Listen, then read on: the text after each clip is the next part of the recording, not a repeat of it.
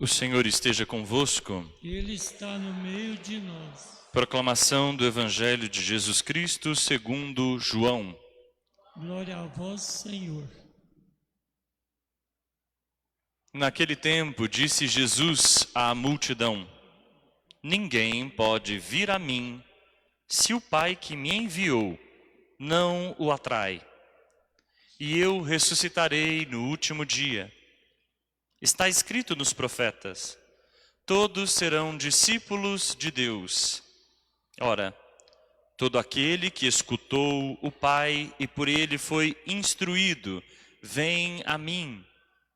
Não que alguém já tenha visto o Pai, só aquele que vem de junto de Deus viu o Pai.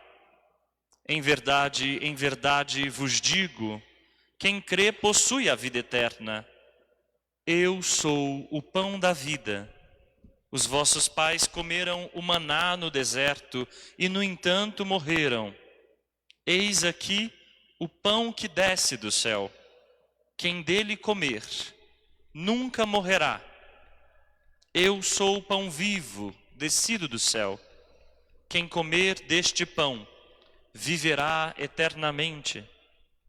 E o pão que eu darei é a minha carne dada para a vida do mundo. Palavra da salvação. Glória a vós, Senhor. Pelas palavras do Evangelho sejam perdoados os nossos pecados.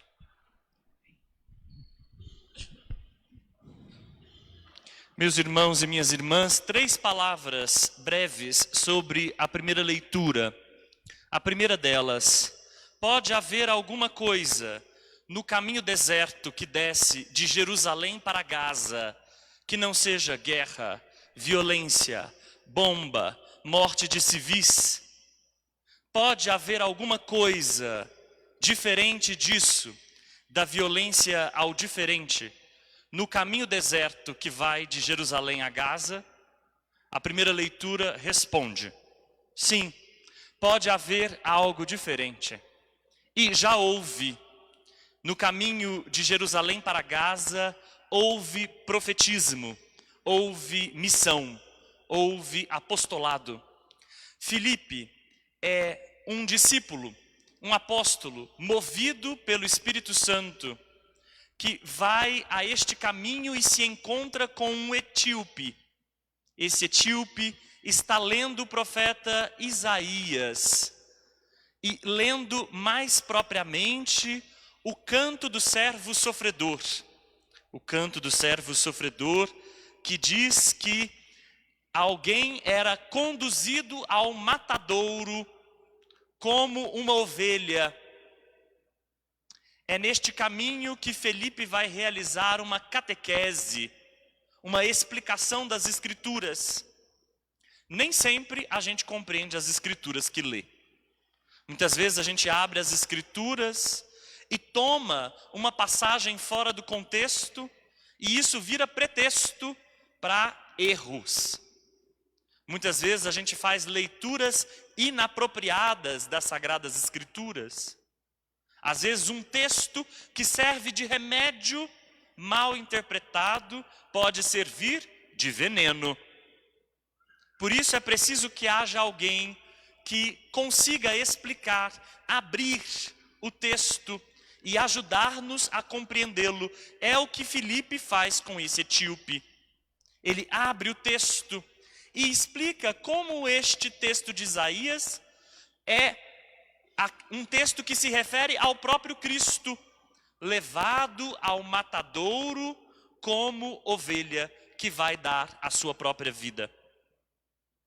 Segunda palavra: a catequese gera um compromisso. Esse etíope se deixa mover pela palavra. A palavra não é só ouvida, ela não é só compreendida, ela gera uma transformação da vida. Deve ser assim conosco também. Nós devemos procurar ouvir a palavra, devemos procurar compreendê-la, mas devemos deixar que ela transforme o nosso viver, a nossa vida. Muitas vezes a gente ouve a palavra como se fosse qualquer palavra. Muitas vezes a gente vem à missa e esse é o momento que a gente aproveita para ir beber água. Muitas vezes a gente aproveita esse momento para ir no banheiro. A gente aproveita esse momento para olhar no celular. Já houve casos de gente que aproveita para ver quanto que está o jogo de futebol, bem no momento da homilia. Tem gente que vai procurar qualquer outra coisa para não ouvir a palavra. Sem ouvir, não há como compreender. Sem compreender, não há como se transformar. O que querem os que não escutam? Talvez isso. Não mexer com nada. Não transformar nada. Não deixar que nada se modifique no coração. Terceira palavra. Diante da água, o etíope quer batizar-se. Vejam, não é Felipe que propõe o batismo. É o etíope que deseja ser batizado. A água aqui, o que impede que eu seja batizado? Ele diz. Então o seu compromisso quer ser uma relação profunda com Jesus. Hoje, a gente é batizado muito novinho, não é verdade? O batismo é feito quando a gente nem tem consciência exatamente do que está acontecendo. A gente é batizado pela vontade dos pais, dos padrinhos. Mais tarde, a gente pode passar pela crisma, e aí a gente decide a nossa fé. Ali na altura dos 15 anos, a gente pode questionar se com 15 anos a gente consegue fazer alguma escolha decente na vida. Se a gente já tem alguma consciência suficiente para fazer uma escolha mesmo. A gente pode questionar isso. Mas naquela época, o batismo significava uma decisão. Se eu sou batizado em nome de Jesus, é porque eu quero segui-lo. É porque eu quero que a minha vida se pareça com a dele. É porque eu quero alinhar a minha vida à vida de Jesus. É isso que significa o batismo. Então vejam como o etíope se deixou mesmo transformar por essa palavra a ponto de querer que ela se tornasse uma relação. Não uma palavra qualquer, mas uma relação com Deus a partir de Jesus Cristo. O Evangelho também fala de relação com Deus. E aí, 3 palavras eu também vou dizer.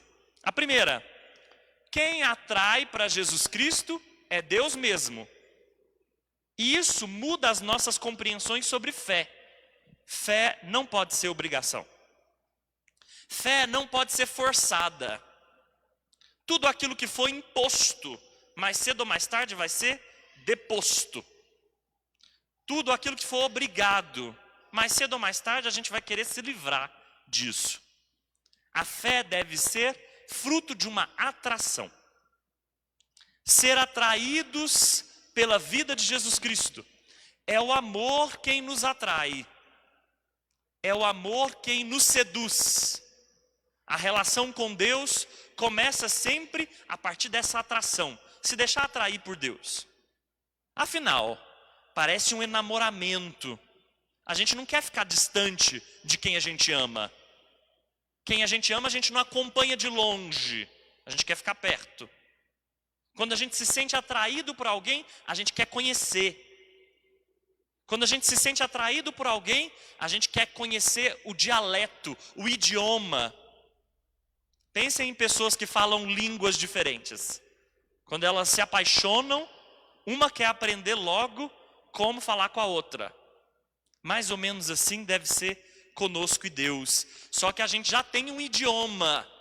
A gente já sabe o idioma é Jesus Cristo. É Ele que permite o diálogo total com Deus. Segunda palavra. Afinal, só quem conhece o Pai é o Filho. Se isso é verdade para a gente tem que pôr isso à prova. É que nem um cálculo matemático. O que a gente ouve de Deus tem que se parecer com o que o Filho mostrou. Se for diferente do que o Filho mostrou, não é de Deus. Porque só o Filho conhece o Pai. Eu posso vir aqui e dizer para vocês assim, Deus castiga. Bom, você pode até acreditar nisso. O Filho disse isso de Deus? Não. Então isso não é apropriado para Deus. Eu posso dizer que Deus exclui. O Filho falou disso? Falou isso a respeito de Deus? Não. Então isso não é apropriado para Deus. Só quem conhece o Pai é o Filho. E a gente só chega ao Pai pelo Filho. Terceira palavra, esse Filho não é alguém para ser conhecido só com a cabeça. É alguém para ser comido, manducado, como um pão. Por isso ele diz, eu sou o pão da vida. E quem come desse pão tem a vida eterna. Não morre. Não tem ninguém aqui que não vai morrer. Todo mundo vai morrer. O que será que o Filho quer dizer com isso? Que a nossa vida, ao comer a carne de Jesus Cristo, é transformada. Mesmo passar pela morte é só uma passagem, porque Deus não esquece a nenhum de nós. A vida eterna não é algo para começar depois da morte, é para começar agora. Quando a gente come a vida de Jesus e transforma a nossa vida a partir dele, começa a vida eterna. E nem a morte é capaz de encerrar essa vida, porque ela se perpetua em Deus mesmo. Isso é vida eterna. A gente empobreceu o sentido de vida eterna. A gente acha que vida eterna é vida para começar depois da morte. A gente empobreceu o sentido de vida eterna, achando que vida eterna tem a ver com a imortalidade. Somente. Não. Vida eterna é a vida transformada pelo amor. Tão transformada pelo amor que nada pode dar conta do amor, nem a morte. Vocês que vêm celebrar o luto dos entes queridos de vocês, por acaso a morte deu conta de sepultar o amor? Não sepultou, né? Bom, prova de que o amor é eterno. Amém. Amém.